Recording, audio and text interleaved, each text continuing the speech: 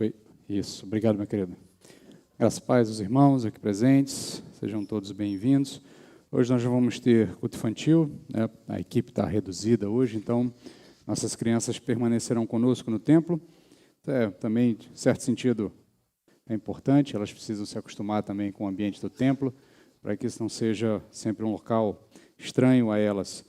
Mas, de maneira geral, também fica o alerta para nós. A gente sempre tem pedido por mais voluntários, né? A fim de que... Oi? A Yasmin vai ficar? E a irmã... Então, ok. Então, já que... Então, James. Então, já que o pessoal da equipe saiu, então as crianças podem seguir aqui com a irmã Elvânia, para a gente também não... Podem vir. Crianças até 8 anos. Então, pronto. Vamos aqui vir aqui para frente, para a gente orar. Crianças até 8 anos, podem vir para cá. A irmã Elvânia vai ficar com elas. A Yasmin também vai ajudar. Isso, ok. Muito obrigado às irmãs pela disponibilidade, pelo auxílio. Então, vamos orar.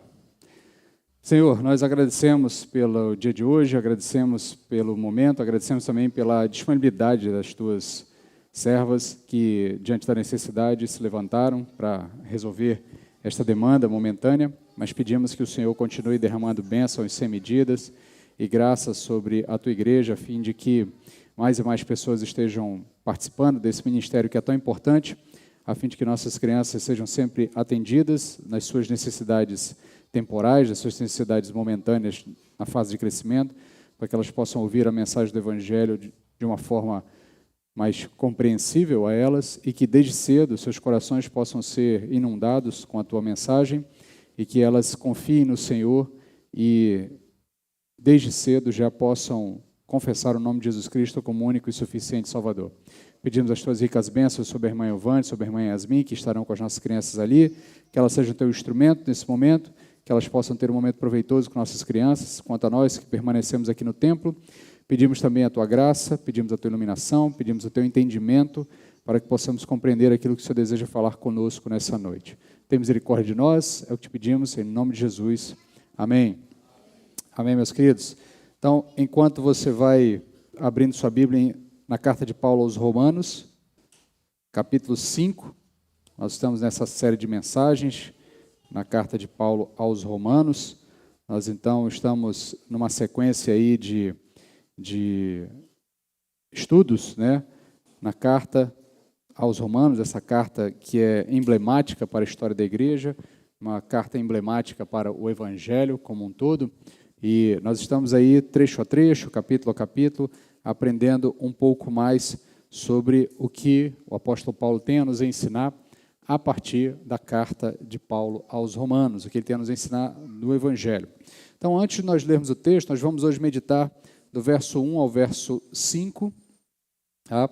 A gente iria até o verso 11, mas como eu de manhã comentei com os irmãos, eu entendi melhor nós dividirmos o trecho em 2 etapas, para podermos aprender mais, tirar mais lições, e não passar de maneira muito rápida por trechos importantes do texto bíblico. Então, hoje nós vamos meditar do verso 1 ao verso 5. Quando você vai abrindo sua Bíblia aí, deixe-me apenas fazer uma breve recapitulação do que nós já vimos até agora, do que o apóstolo Paulo tem nos ensinado a partir dessa carta. Nós vimos que ela é uma carta escrita por um pretenso missionário, alguém que deseja ir ao campo missionário mais longínquo. Nós já contamos que o apóstolo Paulo pretendia ir à Espanha e pretendia passar por Roma e servir ali como uma base logística, uma base de apoio. E ele, então, uma igreja que não o conhece pessoalmente, o conhece, obviamente, por tudo que ele tem feito na Ásia Menor, por tudo aquilo que ele tem feito naquela região ali, onde várias igrejas tinham sido plantadas. Obviamente, o apóstolo Paulo é conhecido da igreja de Roma, mas ainda não havia tido uma oportunidade de conversarem pessoalmente, de estarem juntos. Inclusive, ele comenta isso no começo da carta, diz, olha, por várias vezes tentei ir até vocês, mas eventos outros me impediram, não pude estar com vocês, mas desejo em algum momento estar com os irmãos aí em Roma. Então, o apóstolo Paulo escreve a esta igreja para pedir ajuda, mas ele também escreve para apresentar as suas credenciais. Como um missionário que vai ao campo missionário, ele vai apresentar então as suas credenciais, aquilo que ele deseja pregar no campo missionário, ele então apresenta a igreja em Roma. Por isso nós compreendemos que a carta aos Romanos é uma carta que condensa o Evangelho. Alguns, inclusive, gostam de se referir a ela como o Evangelho segundo o apóstolo Paulo, né, porque ele faz uma longa explanação sobre o Evangelho, sobre o que ele entende do Evangelho, o que é o Evangelho segundo a percepção do apóstolo Paulo. E, obviamente, ele faz uma apresentação de uma maneira diferente, como os evangelhos dos evangelistas, né, que ou seguem uma sequência cronológica dos eventos, daquilo que Jesus fez, mas o apóstolo Paulo faz um apanhado geral, sistematizando tudo aquilo que Jesus havia ensinado, tudo aquilo que Jesus fez, quem ele é, o que significa, as suas ações, a sua obra, e como isso se aplica às nossas vidas. Então, ele interpreta esses eventos todos e vai aplicando isso em ensinamentos, explicando passo a passo para os seus leitores o que significa o Evangelho, quais são as implicações do Evangelho, quais são as transformações que ele produz na vida do indivíduo, o que ele desenvolve, o que ele deflagra, quais são as mudanças e como Deus opera essa obra na vida do indivíduo. E o que nós já vimos até agora? Nós já vimos o apóstolo Paulo começando a apresentar o Evangelho a partir da denúncia do estado do homem, do estado de queda do homem. Ele apresenta a situação do homem, o estado de queda do homem, esse homem que está longe de Deus, esse homem que está afastado de Deus, esse homem que não deseja fazer o bem. E aí ele faz uma referência a toda a raça humana como um todo. Ele explica que todos estão distantes de Deus e por estarem distantes de Deus, por estarem em pecado, estão em uma situação de condenação previamente afirmada, previamente dita e aguardando a punição. Aguardando de fato a punição essa que inclusive já começa. Ele vai abrindo o capítulo inicial ali dizendo, olha, dos céus a justiça de Deus se mostra, a ira de Deus se mostra contra todo o pecado e contra toda iniquidade. Então o apóstolo Paulo vai apresentando esse estado do homem, ele explica que esse homem não pode chegar a Deus por meios humanos, ele vai explicar que, ainda que esse homem possa ter algum tipo de distintivo identificatório, étnico, isso não é o suficiente. Ele vai falar especificamente dos judeus, ele vai dizer que a circuncisão e os elementos que distinguem os judeus dos demais povos não são o suficiente para a salvação desse homem, que ainda que ele tenha os distintivos étnicos, se esses distintivos étnicos não refletirem um distintivo interno, uma transformação interna, e a expressão que ele usa é uma circuncisão do coração, se ele não expressar, se a circuncisão externa não expressar uma circuncisão do coração, não adianta a circuncisão externa, ela por si só não tem capacidade de tirar o indivíduo dessa rota de condenação, dessa rota de punição divina por conta do pecado que está deflagrado no homem. E aí, então, ele introduz a pessoa de Jesus Cristo, diz que a justiça de Deus se revela na pessoa de Jesus Cristo, e na obra de Jesus Cristo, Deus pode ser justo e justificador, porque ele pune o pecado na pessoa de Jesus Cristo, e ao mesmo tempo que pune o pecado, ele é justificador daqueles que colocam a sua fé em Jesus Cristo. E por meio da fé em Jesus Cristo, nós alcançamos um status que é muito importante dentro do contexto da carta, que é o que nós vamos trabalhar um pouco mais nessa noite, que é o estado de justificados, o estado de justificação.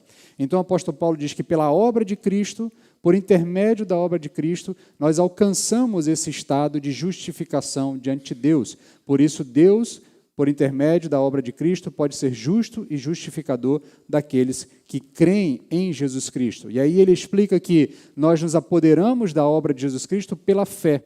A única forma de chegarmos à salvação, ou de chegarmos a esse estado de justificação, que é um equivalente da salvação, é por meio da fé. A fé é a única forma de chegarmos lá. E aí ele dá um exemplo clássico, ele vai usar aqui, que vimos na semana passada.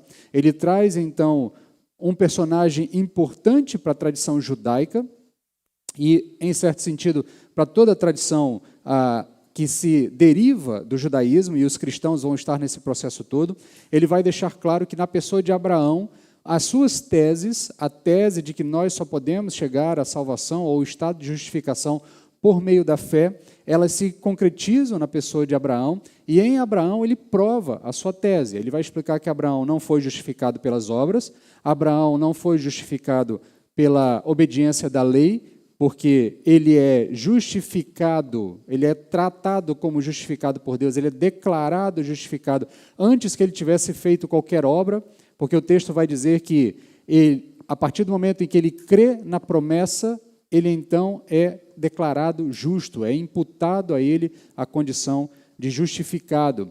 E depois também ele vai fazer uma explicação que não é a circuncisão que tornou Abraão justificado, porque a ordem para a circuncisão é posterior à promessa que Abraão crê. Primeiro Abraão crê na promessa e depois é que Deus manda ele circuncidar a si e a todos os homens da sua casa, estabelecendo esse símbolo externo dessa aliança que Deus havia feito com Abraão.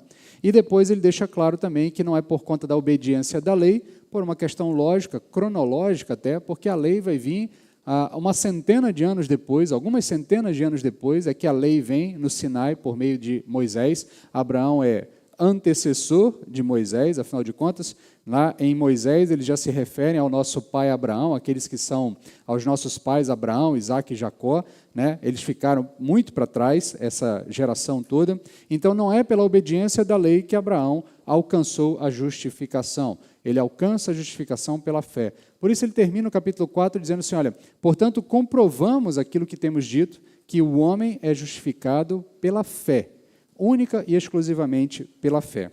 E aí, agora, ele entra no capítulo 5 e ele vai começar agora a desenvolver os efeitos disso tudo para nós. E o primeiro efeito, o primeiro grande efeito, a grande importância e seus desdobramentos é a compreensão de que, a partir disso, nós estamos, então, justificados pela fé, nós, então, alcançamos um status diferenciado com Deus, alcançamos um status que nos torna alguém que pode ter paz com Deus, pode ter relação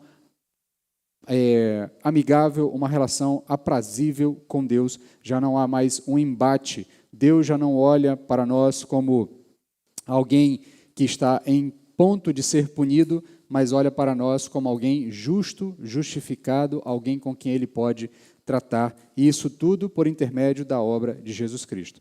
Então, a partir do capítulo 5, ele vai desdobrar esses efeitos da obra de Jesus para cada indivíduo, e nós vamos ver hoje do capítulo 1 ao verso 5, do verso 1 ao verso 5, nós vamos ver o que a justificação produz de concreto e objetivo nas nossas vidas. Então, convido você a ler comigo, carta de Paulo aos Romanos, capítulo 5, do verso 1 ao verso 5.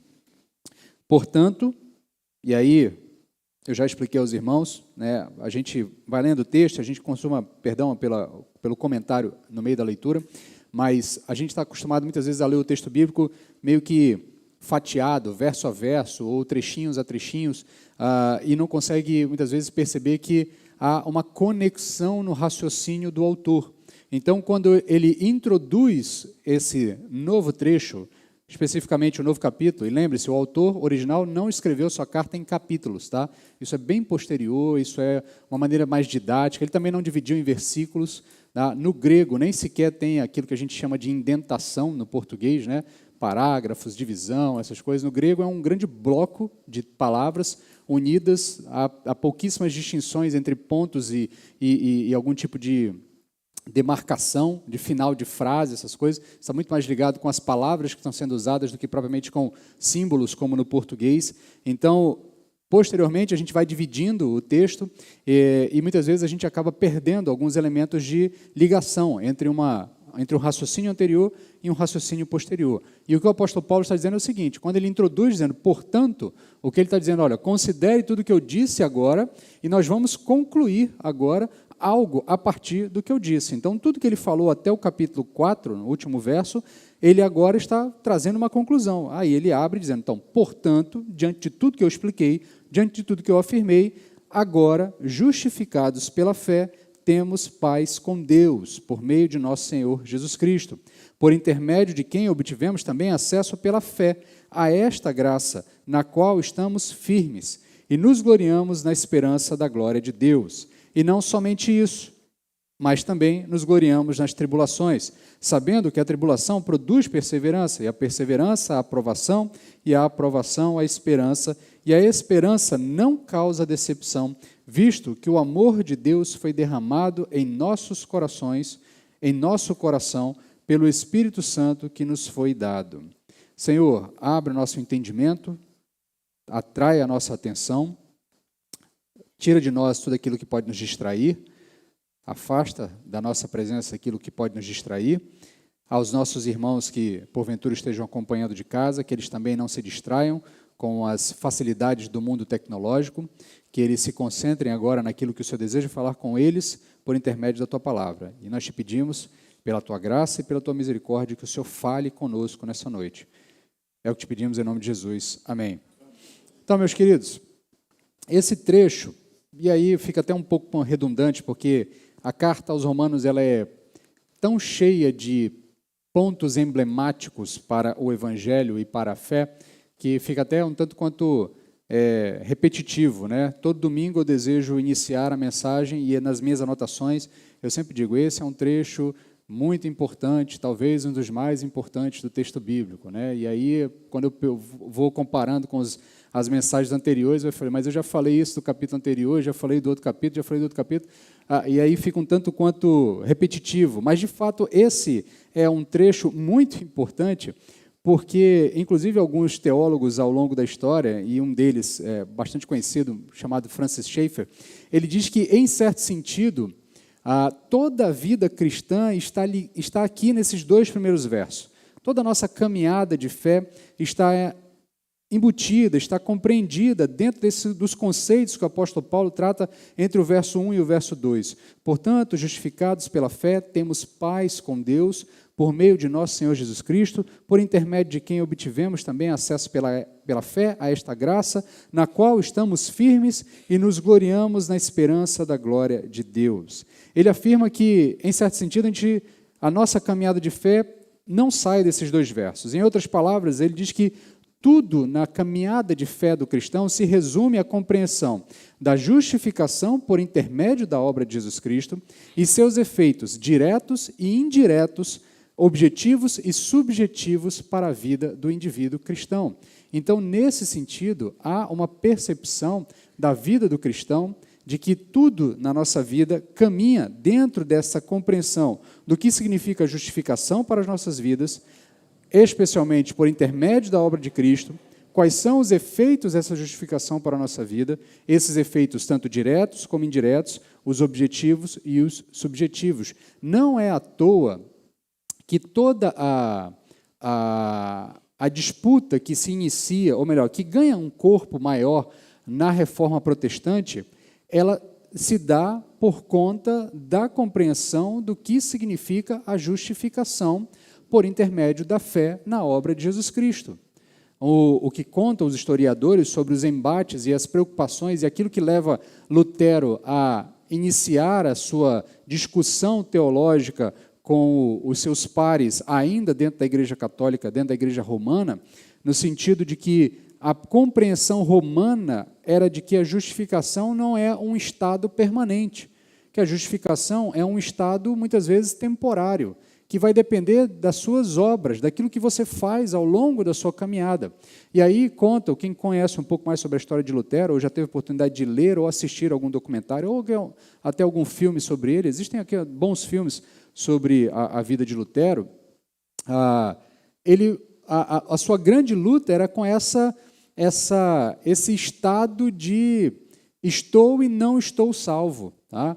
Eu agora estou salvo, mas daqui a pouco eu já não estou salvo, porque eu pequei. Então, se eu pequei, eu perdi a minha situação de justificado. Então, eu preciso ser justificado novamente. E aí, esse processo todo, essa dúvida constante, gerava um processo de terror na vida de Lutero.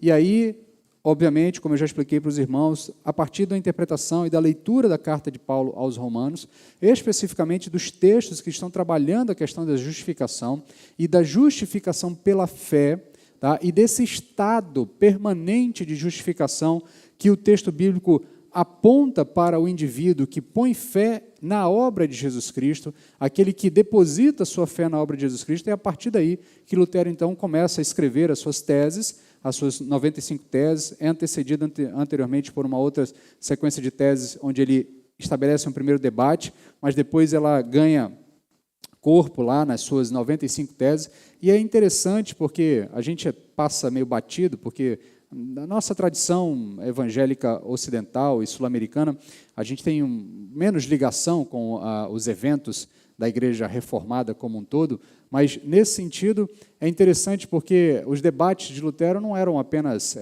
frases que ele botou lá, não era frase de tweet que ele estava lá discutindo, né? Eu sempre lembro, quando falo sobre a história da Igreja para os irmãos, que para cada uma das 95 teses que ele apresentou, ele tinha que apresentar uma antítese, ele tinha que apresentar um ponto contrário, ele tinha que estabelecer um debate amplo, não era simplesmente jogar 95 frases aleatórias ou frases de efeito, ele tinha que trazer uma discussão profunda para cada uma delas e apresentar uma resposta que ele entendesse ser definitiva, que estabelecesse realmente um conceito definitivo para aqueles pontos e esperar, obviamente, que os seus antagonistas o refutassem. Então, nesse processo, as 95 teses é um trabalho extenso, não é um trabalho qualquer, não é um negócio feito num final de semana ou num rompante,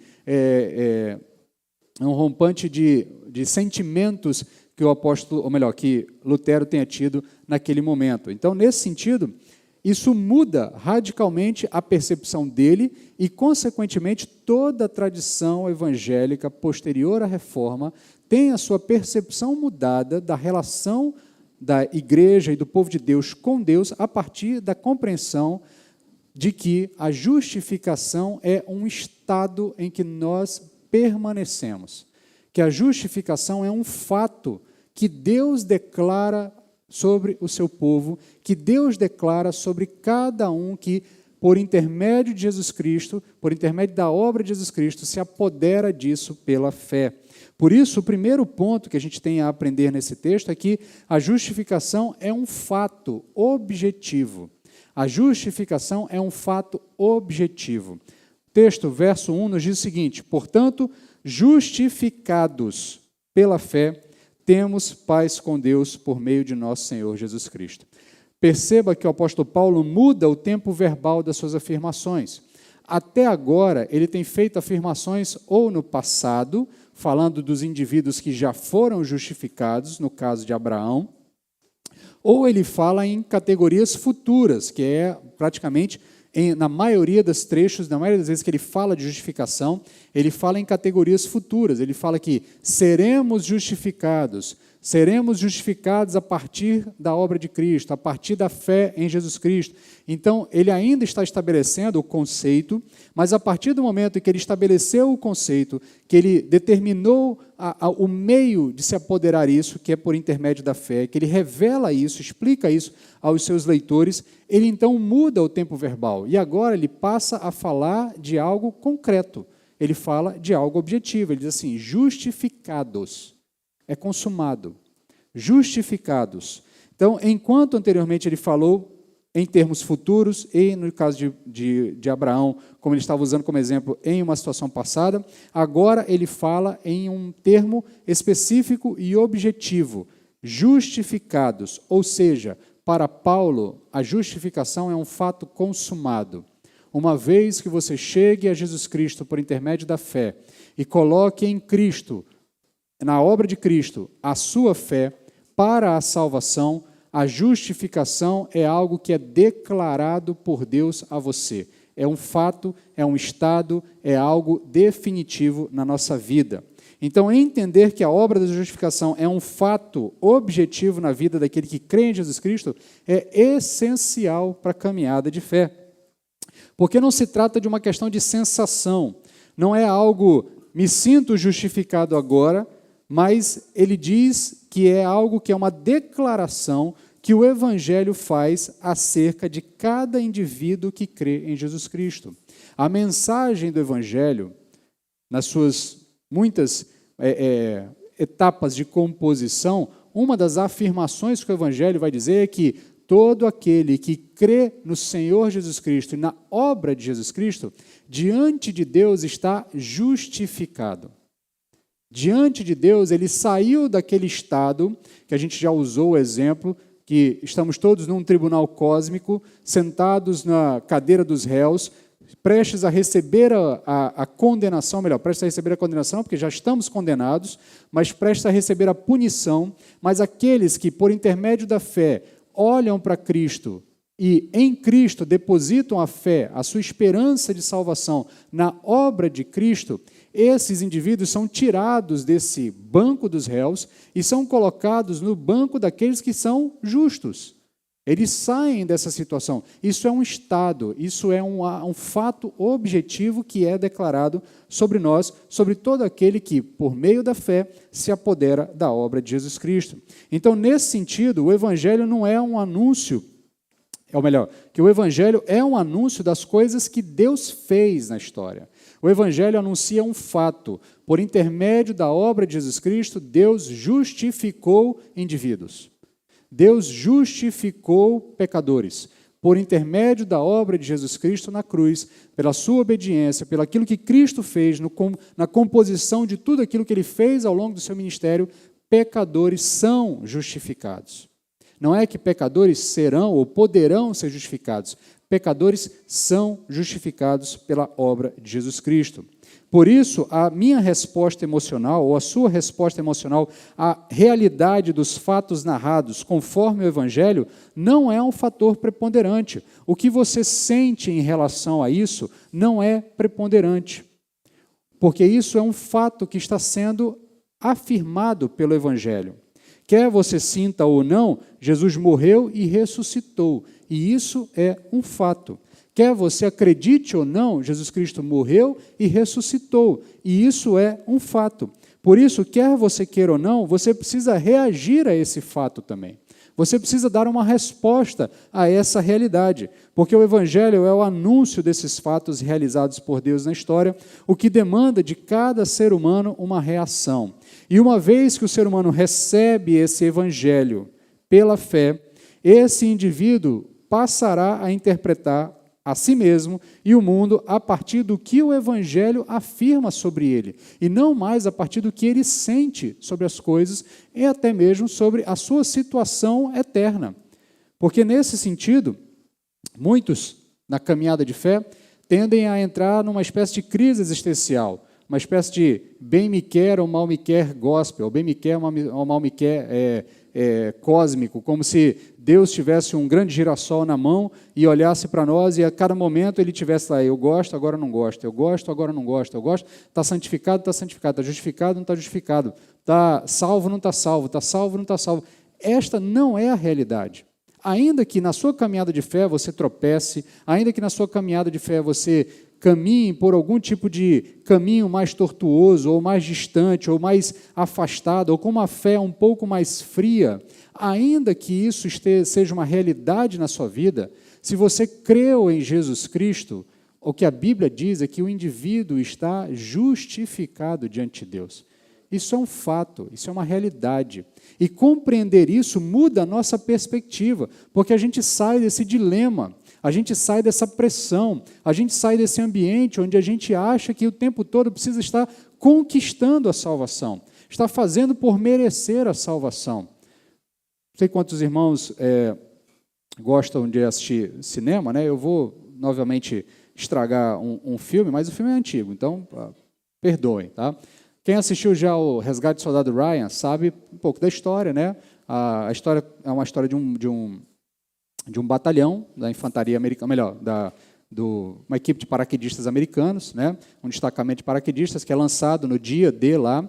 Então tem todo aquele processo deles chegando, conseguindo, depois de toda aquela carnificina que foi a chegada dos aliados ali na Baía da Normandia, né? Na França. Então quando eles invadem, conseguem finalmente, e aí os primeiros dias de guerra acontecem, e aí chega lá nos Estados Unidos, no controle de guerra, lá no comando de guerra, uma informação de que uma família, que os 3 filhos, as 3 gerações da família, estão na guerra e 2 já morreram. Só sobrou um, o Ryan, né?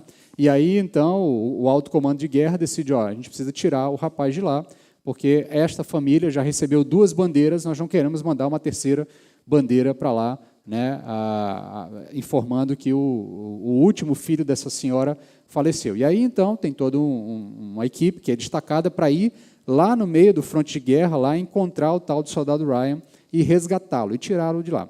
Então, tem toda uma odisseia, tá? E a equipe vai, muita gente morre, muita gente vai ficando pelo meio do caminho, muitas desgraças vão acontecendo, para que lá, no fim das contas, eles finalmente consigam resgatar o tal do Ryan, né?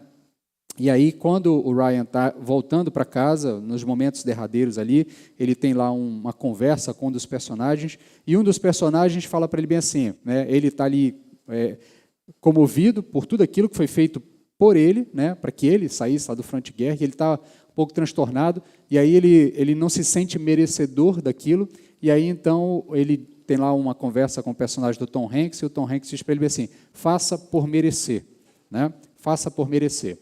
E aí o rapaz volta para casa, ele tem uma vida próspera, ele vai até a velhice, ele casa, tem muitos filhos, e um dia ele está lá visitando o túmulo do comandante que o resgatou, do comandante, que é o personagem do Tom Hanks, e o grande dilema daquele homem, já no fim dos seus dias, na idade já bem avançada, é se ele fez por valer a pena. E aí ele termina o filme chorando nos braços da esposa, perguntando para ela, eu fiz valer a pena, eu vivi uma vida que valeu a pena o esforço desses homens. E às vezes a gente tem uma sensação de no Evangelho, é quase como se a gente tivesse o Evangelho do resgate do soldado Ryan. Como se a gente o tempo todo tivesse que estar fazendo algo por merecer a salvação. E aí a gente vive numa agonia o tempo todo e não consegue entrar naquilo que o apóstolo Paulo diz, olha, uma vez que você foi justificado, o estado seguinte é o estado de paz. É o estado de paz.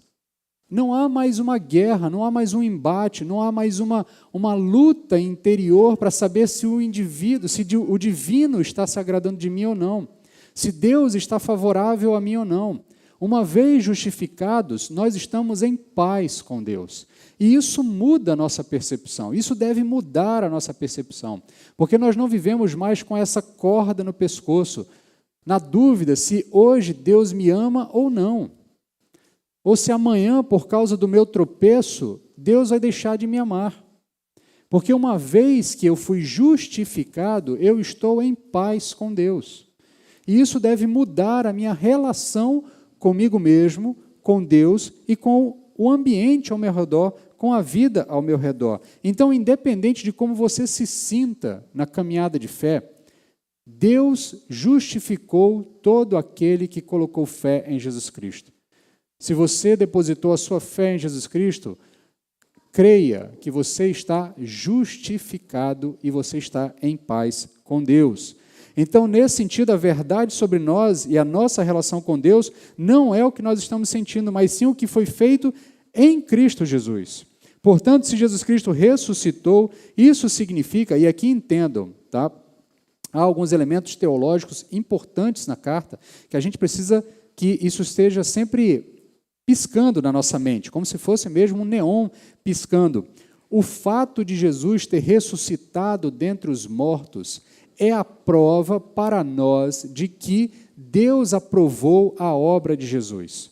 E se Deus aprovou a obra de Jesus, isso significa que os pecados que Jesus expiou, que os pecados que Jesus propiciou, estão expiados e estão propiciados. Não é algo potencial, é algo real, definitivo, é uma afirmação. Na obra de Cristo, nós somos justificados. Obviamente, nós nos apoderamos disso pela fé, como já explicamos em outras passagens, em outras mensagens. Então, nesse sentido, se os meus pecados foram pagos, eu não sou mais condenado por ele. E se eu estou justificado, nós então precisamos entender que meus pecados passados, presentes e futuros, todos eles estão justificados pela obra de Cristo na cruz. Pois pela fé nós nos reunimos com Jesus. Então, o que acontece com Jesus, acontece conosco. Se Jesus foi aprovado, nós seremos aprovados também. porque pela fé nós nos unimos com Ele. Há uma união no momento em que nós depositamos fé na obra de Jesus Cristo e nós somos inseridos em Jesus. É essa expressão que o apóstolo Paulo usa constantemente em todas as suas cartas. Em Cristo, em Cristo, em Cristo. Aquele que está em Cristo, nova criatura é. Então, em Cristo, nós somos justificados. Então, o que foi imputado a Jesus é imputado a nós. O destino de Jesus se torna o nosso destino. Em Jesus, você obedeceu à lei. Se nós obedecemos à lei, nós viveremos. E é essencial entendermos isso, pois o Evangelho não é um discurso filosofal para apaziguar nossos problemas emocionais. O Evangelho não é uma filosofia sobre uma vida feliz, mas é o relato sobre um fato objetivo, histórico, que, uma vez compreendido, deve alterar o modo pelo qual eu me vejo e vejo o mundo. Então, nesse sentido, ainda que minhas emoções digam o contrário, elas são falsas. Ainda que você esteja no seu momento de baixa espiritual, de tropeço espiritual, e o seu coração e a sua mente, o seu entendimento esteja dizendo para você: Deus não te ama, Deus não quer nada com você, Deus te abandonou, Deus vai te condenar. Se você creu em Jesus Cristo, o seu estado é de justificado. Isso muda a nossa perspectiva. Isso muda a nossa percepção de como é que nós nos relacionamos com Deus e como nós nos relacionamos com tudo ao nosso redor. Portanto, a caminhada de fé não é mais um eterno bem-me-quer, mal-me-quer com Deus. É uma certeza de um status alcançado pela obra de Cristo que não se altera ao sabor das minhas emoções. Por isso é que o apóstolo Paulo pode afirmar categoricamente, na abertura desse novo trecho: justificados, pois temos paz com Deus. E ainda que isso possa parecer um pouco estranho, essa ideia de uma justificação por intermédio da obra de um terceiro, e uma justificação definitiva, e uma justificação que se dá única e exclusivamente pela fé, né? Porque lá no capítulo 2, o apóstolo Paulo diz o seguinte, verso 13: pois diante de Deus não são justos os que somente ouvem a lei, mas os que praticam, estes serão justificados. Isso acontecerá no dia em que Deus julgar os pensamentos secretos dos homens por Cristo Jesus, segundo o meu Evangelho. Então, conforme a gente já comentou anteriormente, Paulo mudou o tempo verbal. Aqui, no capítulo 2, ele falou: serão justificados, né, por intermédio da obediência da lei. Mas agora ele muda, ele diz: nós estamos justificados. E aqui tem um outro aspecto belíssimo do Evangelho. O que faz com que os dois textos se casem é porque, no fundo, o que o apóstolo Paulo está dizendo é o seguinte: por intermédio da fé na obra de Jesus Cristo, o veredito do juízo final que nos aguarda é adiantado para nós. Pela obra de Cristo e pelo Evangelho, Deus adianta para nós o resultado desse julgamento final. É o resultado desse grande juízo cósmico eterno. Nós já temos plena convicção do resultado agora. Por isso que, ainda que a Bíblia afirme que todos comparecerão diante do juízo divino, nós não tememos o juízo divino, porque nós já temos plena convicção de que nós estamos justificados. E no dia do juízo divino, nós não tememos um juiz que, de repente, mude de ideia e resolva nos encaminhar para outro lugar. Mas a obra de Cristo Jesus, a fé que depositamos na obra de Cristo Jesus, nos traz a plena convicção de que o resultado deste juízo já nos foi adiantado. Portanto, ainda que o apóstolo Paulo diga que aqueles que praticam a lei serão justificados no dia do juízo final, em Cristo, como eu disse, nós nos unimos a Ele pela fé, e o Cristo que cumpriu a lei, em Cristo nós cumprimos a lei, e porque temos plena convicção de que a obra de Cristo foi aprovada por Deus, os méritos que foram aplicados a Ele são aplicados a nós. Por isso o apóstolo Paulo pode dizer isso sobre nós: justificados, temos paz com Deus. Então, o que nós estamos vendo é que o apóstolo Paulo está dizendo que o Evangelho nos mostra o veredito futuro desse grande juízo. Pois se a justificação pela fé é um fato e não uma possibilidade futura, e a justificação se dará no dia do juízo final, o que estamos vislumbrando é o resultado do julgamento antes que ele aconteça. Não é à toa que mais para frente o apóstolo Paulo, lá em Romanos capítulo 8, vai dizer: portanto, agora já não há condenação alguma para os que estão em Cristo Jesus. E não se trata aqui de um acerto ou uma mutreta cósmica, como se a gente tivesse passado um dinheirinho por debaixo do pano e Deus tivesse vendido uma sentença para nós. Tá? Em Cristo, o veredito é adiantado para nós. Em Cristo, o veredito nos é apresentado antes que o grande juízo aconteça. Por isso, nós ansiamos por esse juízo. Você já parou para pensar um pouco sobre isso? Que o dia do juízo final é o dia que a ira de Deus será derramada contra todos aqueles que estão em pecado?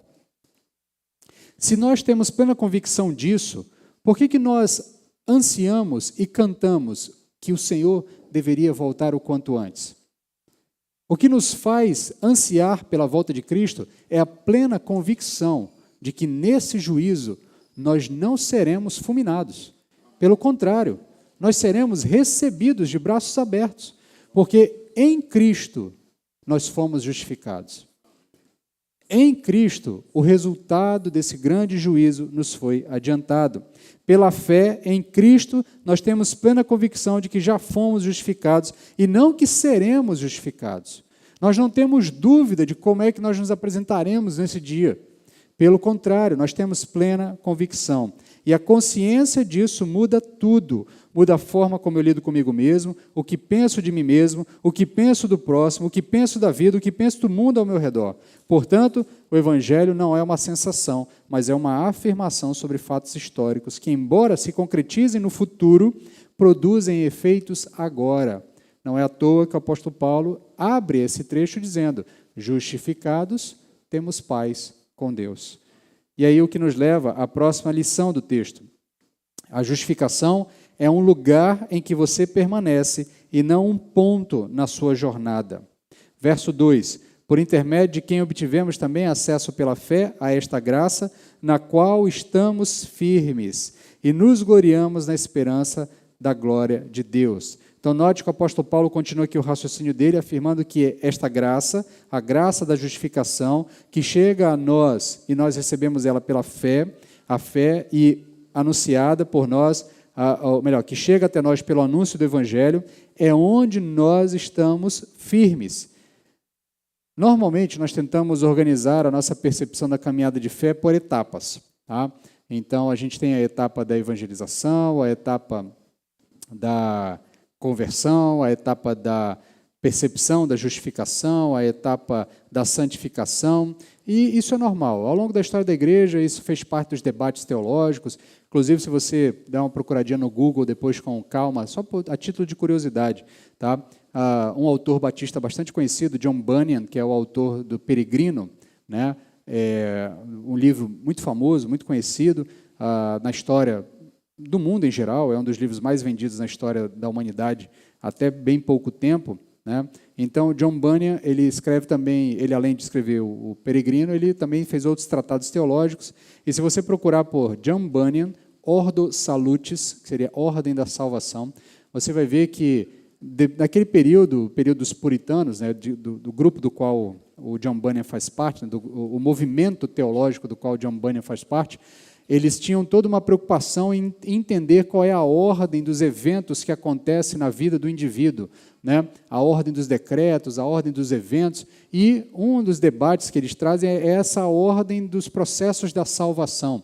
Aí, se você buscar lá John Bunyan, Ordo Salutis, você vai ver um diagrama enorme, assim, se você tentar imprimir, vai ocupar umas 2 páginas, desde a concepção do indivíduo, a chamada eficaz, a eleição, a predestinação, a evangelização, a justificação, e aí tem todo um processo, ele vai, e se o indivíduo rejeita agora, mas depois aceita, e tem um emaranhado, é um negócio bem complexo, vale a pena você olhar com calma, a título de curiosidade, tá? Não vá tentar entender, porque é complexo mesmo, e é uma percepção um tanto quanto já superada, né, nos debates teológicos, mas nesse processo havia uma preocupação, porque a gente tende a dividir a nossa vida em etapas, a gente tenta organizar a vida para entender onde eu estou, o que eu devo me preocupar, quais são as minhas preocupações agora, né? E, obviamente, há um espaço teológico para entendermos esses eventos, tá? Mas, historicamente, assim, de uma maneira bem grosseira até aqui, a gente tem uma percepção de que para os reformados e para as tradições evangélicas como um todo, essa ordem específica da salvação, você tem ali a eleição, que é fora do tempo, aí você tem o chamado eficaz, que é a evangelização, aí você tem a regeneração, que é quando o indivíduo responde positivamente à mensagem do evangelho e há aquela transformação do coração de pedra em coração de carne. Da regeneração você passa para a conversão, que é a resposta humana ao chamado do evangelho. Aí você tem justificação, que é essa declaração divina sobre o estado do indivíduo, a adoção, que é a inclusão do indivíduo na família de Deus, a santificação, que é o processo de transformação do indivíduo, de quem ele era para quem ele será na nova criatura, né? A perseverança, que é a sua manutenção nesse processo, e a glorificação, que é o dia da volta de Cristo, onde receberemos corpos glorificados, e então estaremos de maneira definitiva livres do pecado, né?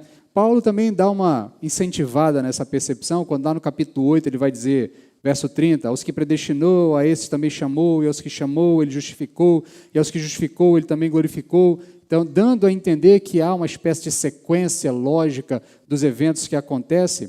E aqui, obviamente, eu não quero corrigir nem Paulo, nem os puritanos, de maneira nenhuma, tá? O meu ponto aqui é que, quando a gente tenta fatiar a vida, ou separar a vida em etapas, a gente tende a entender que determinada etapa foi cumprida.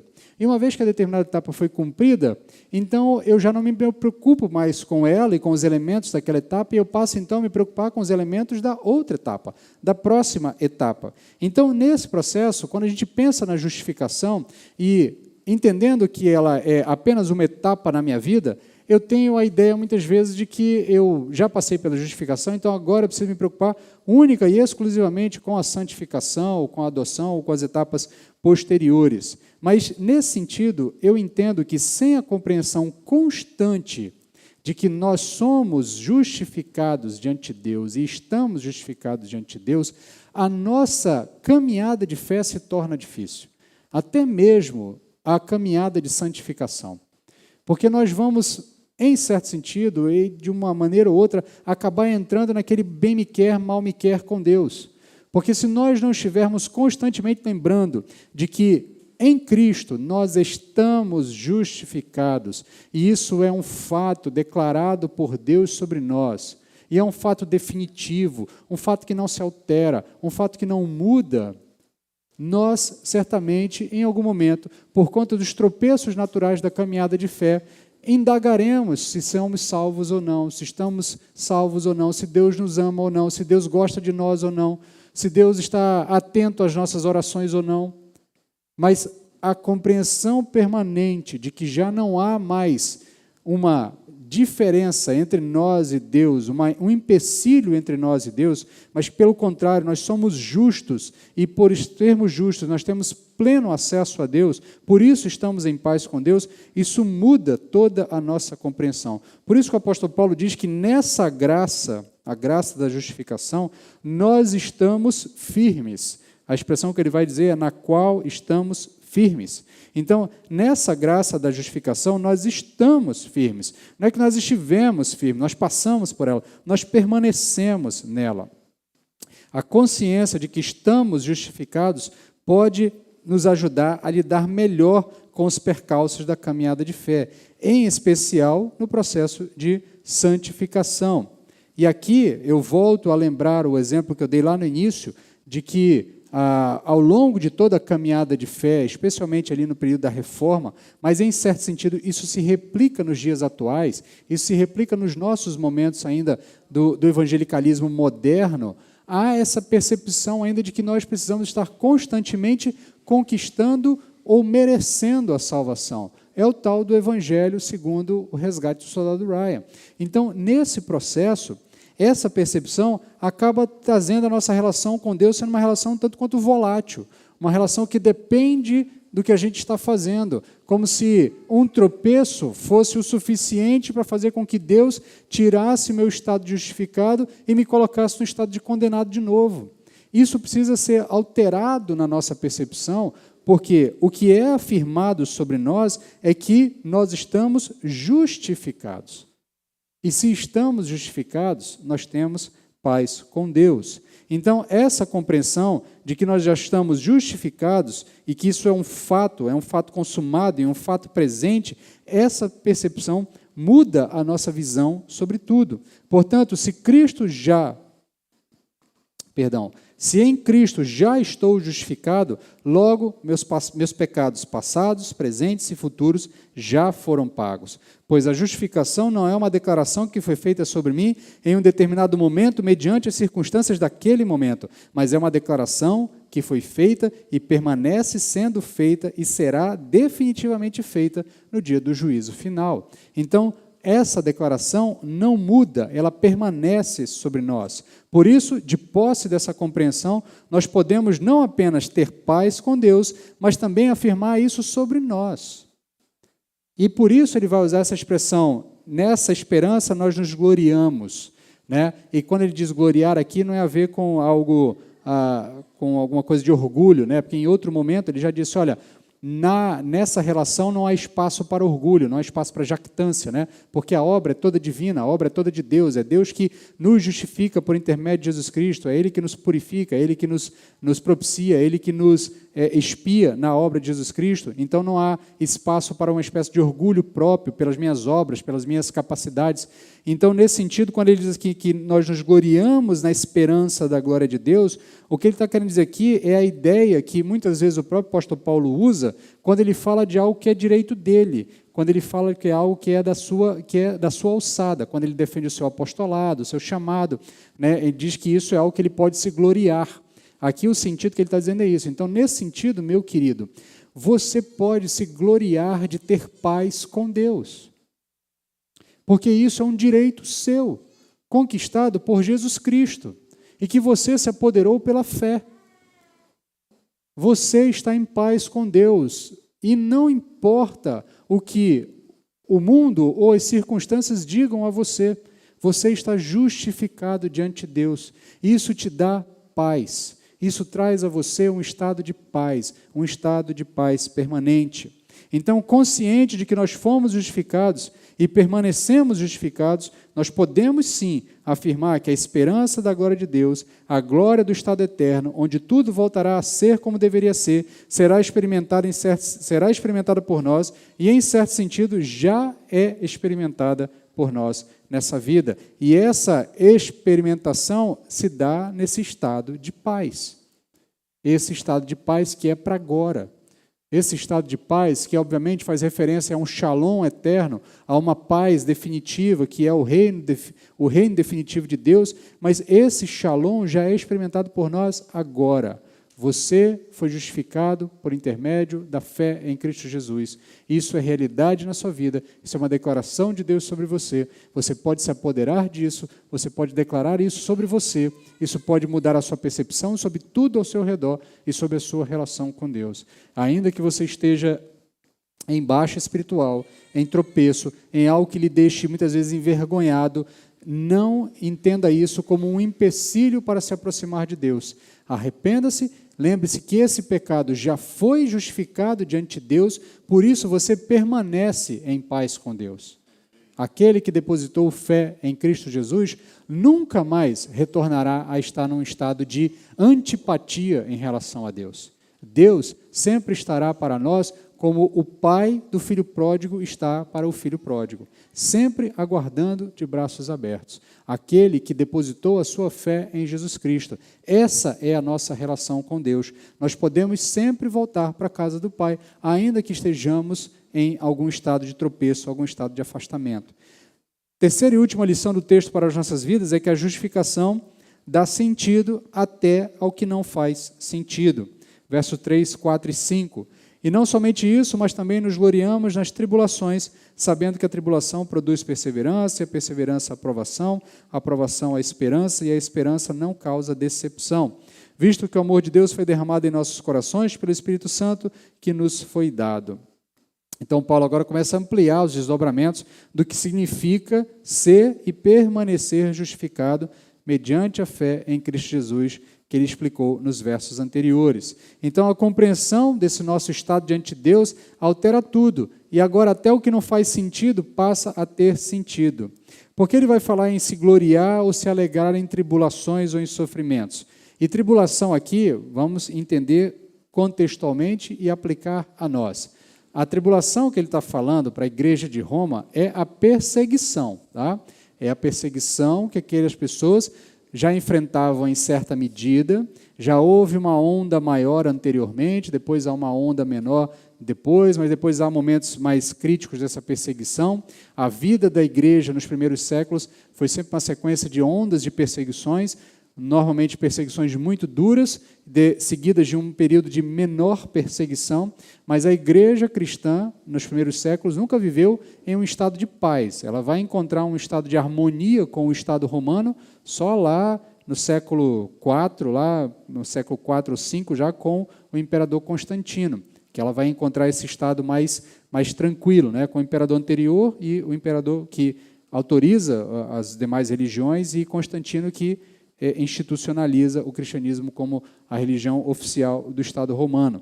Mas o fato é que ele está dizendo para essas pessoas, olha, a tribulação em vocês é algo que, no fim das contas, a gente se gloria nela. Então, ele diz, olha, então não somente nisso, mas também nós nos gloriamos nas tribulações, sabendo que a tribulação produz perseverança, a perseverança a aprovação esperança, e a esperança não nos causa decepção, visto que o amor de Deus foi derramado sobre os nossos corações, em nosso coração, pelo Espírito Santo que nos foi dado. Então, ele fala em gloriar ou se alegrar nas tribulações, porque ele entende que, nesse processo, quando eu compreendo que eu fui justificado e que isso alterou a minha percepção, até aquelas coisas que aparentemente não fazem sentido, como o fato do povo de Deus estar sendo perseguido e muitas vezes morto, começa a fazer sentido. Porque até nas dificuldades, o povo de Deus começa a perceber a mão de Deus cuidando do povo e transformando o povo e dando ao povo uma resiliência necessária para continuar a sua caminhada. E nesse processo, essa resiliência vai produzindo uma esperança, e essa esperança, a esperança de que Deus vai resolver todas as coisas em um determinado momento, essa esperança não falha. Porque, no fim das contas, Deus sempre vai resolver tudo no final. Porque quando chegarmos no dia do juízo final, todo o mal será punido e todo o bem será recompensado. Então, o povo de Deus, independente das circunstâncias, ele passa a enxergar que, mesmo em meio ao caos, as coisas passam a fazer sentido. Porque agora Deus está ao nosso lado, Deus está ao nosso favor. Então nós nos alegramos, pois as tribulações produzem o caráter genuíno do cristão, daquele que tem consciência de que, ainda que não entenda os eventos que estão acontecendo, o fato de termos sido e permanecermos justificados diante de Deus fará com que absolutamente tudo ocorra na nossa vida tenha um propósito. Deus não nos justificou para nos lançar na roleta aleatória da vida. Deus não justificou o seu povo para lançar o seu povo na roleta aleatória da vida. Você não está vivendo pelo acaso. Você está vivendo pelo propósito de um Deus que justificou você, um Deus que cuida de você, um Deus que sabe que você é alguém justo diante dele. Então, essa esperança de que há um caminho a ser trilhado que nos leva a um momento derradeiro, onde Deus fará com que tudo fique no lugar onde deveria estar, essa esperança não nos falha. Por isso, essa esperança não nos falha, não nos causa decepção, pois já nos foi adiantado o final da história. Nós sabemos o resultado do juízo final, do julgamento final. E onde nós podemos ter certeza disso? Pelo simples fato de que o amor de Deus, na pessoa de Jesus Cristo, é derramado em nossos corações por intermédio do Espírito Santo de Deus. Por intermédio da ação do Espírito Santo que nos foi dado, isso passa a fazer sentido na sua vida. É agora que você vai puxar na sua memória, você vai se lembrar das tribulações pelas quais você passou e que o Espírito Santo de Deus colocou no seu coração explicações para esses eventos, para essas situações, que Ele lhe deu, mostrou o propósito de tudo isso na sua caminhada de fé, na sua caminhada, no forjar do seu caráter, no formar de quem você é. O Espírito Santo de Deus vai dar razão, vai dar sentido para o caos que está ao nosso redor.